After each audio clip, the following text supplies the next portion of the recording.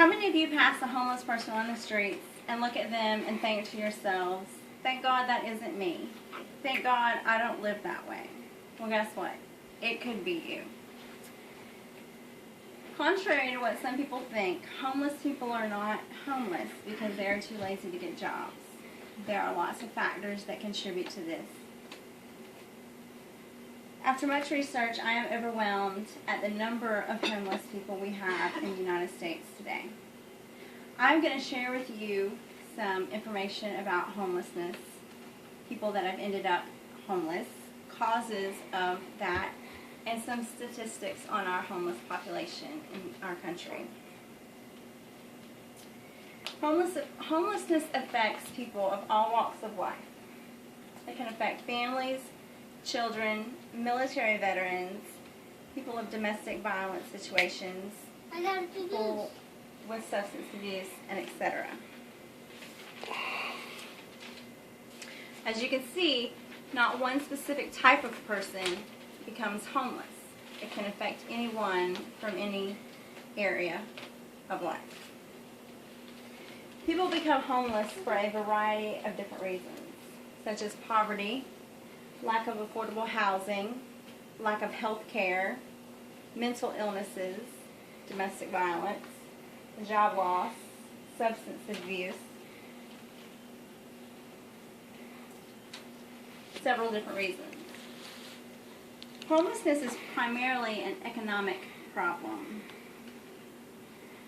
One of those being lack of affordable housing. There is a severe lack of affordable housing in the United States. There's a growing gap between wage earnings and the cost of living, cost of housing here in our country, which leaves many families and individuals barely able to make it. According to the National Low Income Coalition, families need to earn a housing wage across the country of $15.37 an hour. That is nearly twice the amount of our current minimum wage to be able to afford a 2-bedroom apartment at the fair market rate. There's not very many people in our country that make $15 an hour, so this hurts a lot of people. Another economic factor is low incomes. Many low and minimum wage workers cannot afford food and shelter. They cannot afford the necessities that they need. Over the past 25 years, wages have not kept up with the cost of living at all, making it very difficult, if not impossible, for people to be able to afford the necessities to survive. Some other factors are political factors that contribute to homelessness, such as cuts in federal assistance for housing programs. Housing programs were slashed by half in the 1980s, which caused an increase in homelessness. Current federal spending is less than 50% of the 1976 spending levels. Programs such as TAMP, which is Temporary Assistance for Needy Families, they were designed to provide help for these sorts of people, has made changes and cuts, which has cut a lot of people off from benefits. One of the other factors that contributes to homelessness is social and or medical factors, such as mental illness, drug addiction, and or alcoholism. Also, the high cost of health insurance makes it impossible for these people to be able to acquire affordable health care. Surveys show that 25% of our homeless population suffer from mental illnesses, and 20% suffer from a drug or alcohol addiction. So let me tell you how homelessness is on the rise in the United States. It is on the rise. Homelessness is on the rise. The national poverty rate rose to 13.2% of our population here in our country. 3.5 million people in the U.S. are homeless on any given year. Recent foreclosure crises has also caused the homeless population to increase, as well as the downfall of our economy, which has caused lots of job losses, and the rising of the cost of living. I want to share with you some statistics on the homeless population. As I said before, 3.5 million people in the United States are homeless per year. 35% of those people are families with children, which happens to be the fastest growing segment of this group. 23% are U.S. military veterans. Now, I personally feel that if someone has served our country and put their life on the line, they should not be sleeping behind a dumpster. 25% are children under the age of 18.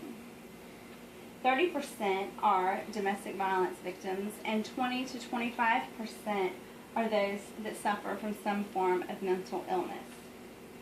The National Alliance to End Homelessness states that 633,782 people are homeless on any given night.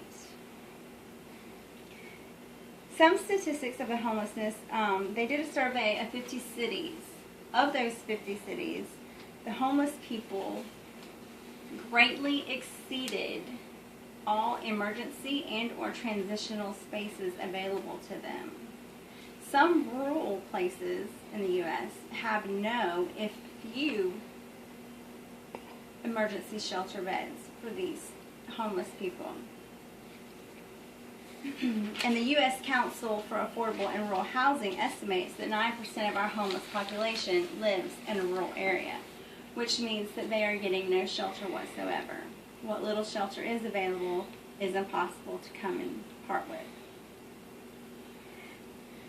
There was a study done by the National Low Center of Homelessness and Poverty, which states that 1.35 million of the 3.5 homeless people are children.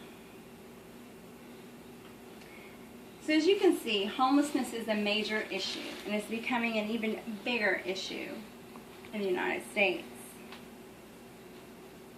And everyone is affected by this, or can be. We as a nation need to stand and find a resolution to this problem. So the next time you pass a homeless person, this is what I want you to think about. That person at one time had a home, they had a job, they had plenty of food to eat. And due to whatever circumstance, they lost everything. Another fact you need to think about is that at any point, at any given time, it could be you or I that is in that same situation. As I said before, homelessness affects us all. And it is imperative that we find a solution to this problem. We must stand together and find a solution to keep our neighbors, our families, and our children off the streets.